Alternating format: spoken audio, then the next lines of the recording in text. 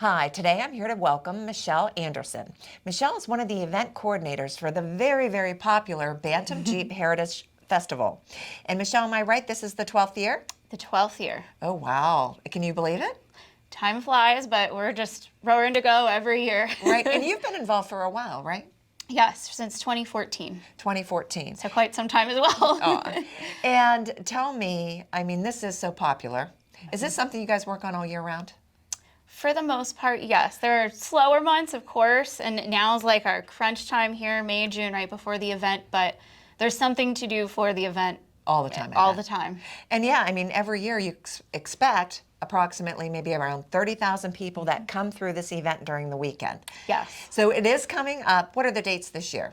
June 9th through 11th. June. On Friday night is when we do the Jeep Invasion in downtown Butler, and then Friday, Saturday, and Sunday we have out at Cooper's Lake Campground up in Slippery Rock. All right, so let's start, in case people are not familiar, what is this Jeep Invasion?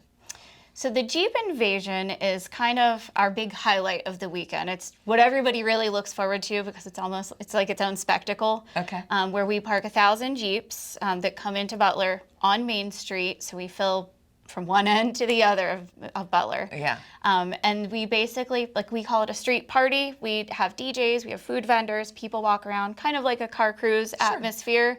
But it's kind of the kickoff to the weekend, and people look forward to it every year. It sells out every year. It's one of those things that people just love doing because of the atmosphere. Right. So let me ask you this. You did say sell out. Is there still, you have to register to participate?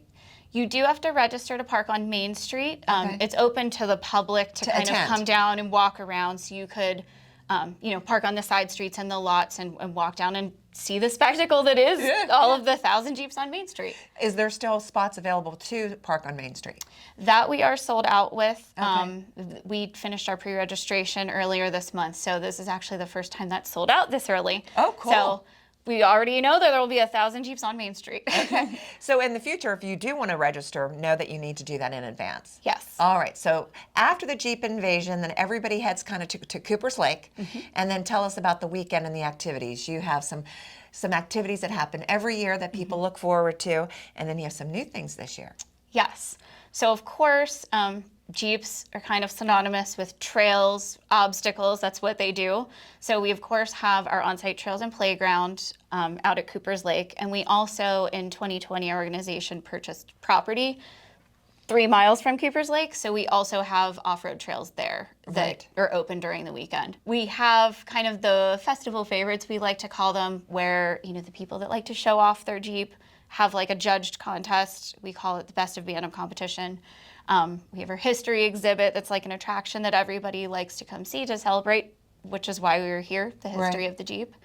And then new, this year specifically, we have a kind of like a 101 course Boot camp. called the Bantam Boot Camp. Yep. So we had done a ladies kind of, we call it Babes of Bantam 101 course in the past, and we kind of were like, well, we should have another one just Open to get it up to those everybody, people with right? new Jeeps out there on the trail so they can see what they can do. So that will be happening during the weekend as well as the Babes of Bantam. This was just a returning favorite. Okay. Another new activity that we've added this year is the Jeep Safari. So we've partnered with Keystone Safari in Grove City to have the Jeeps go up and drive through the safari. So they're checking out animals. They're able to, enjoy what Keystone Safari has to offer in their Jeeps together. And I was reading about that, and I love that kind of like partnership or collaboration. I've been to Keystone. It is a beautiful facility, and there is so much fun to see. So I thought that was very clever. Yes. Great idea. And we loved including that because that's like a good thing for families, Absolutely. for even people who are just not hardcore off-roaders, something that they still would like to go see and do it in their Jeep. Yep, and support local business. Absolutely. So where can our viewers learn more about all of these? So our website is bantamjeepfestival.com. Okay. So they'll be able to read about our different activities. We also have information on there right now in our will call period. So if you haven't registered yet and you do want to register, you can head to our website, learn more about that for the activities that we still have available. And that's through towards the end of the month here. Okay. on May 26th. And then we will have on-site registration for anything left over at the festival, which details about that will also be on our website. Right. And I do know from talking to you that there are still vendor spots available in case people out there would like to set up as a vendor. Go to the website, check that out. And I definitely want to let our audience know that all of the funds that you guys raise every year goes back into the community for nonprofits like scholarships, right? Some of them, yes. So like the festival itself, we're run by our nonprofit, the Friends of the Bantam Jeep Association.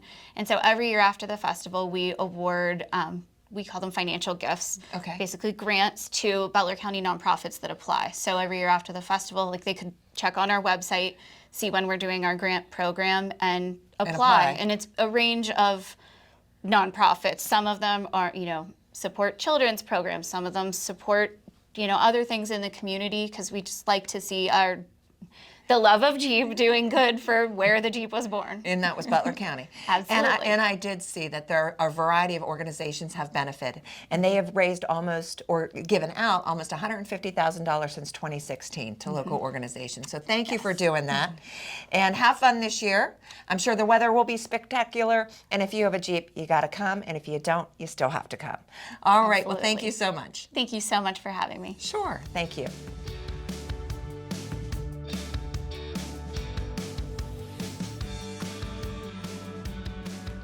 Thanks for watching this episode of the Butler Buzz. If you want to see more, just click on the playlist button up here.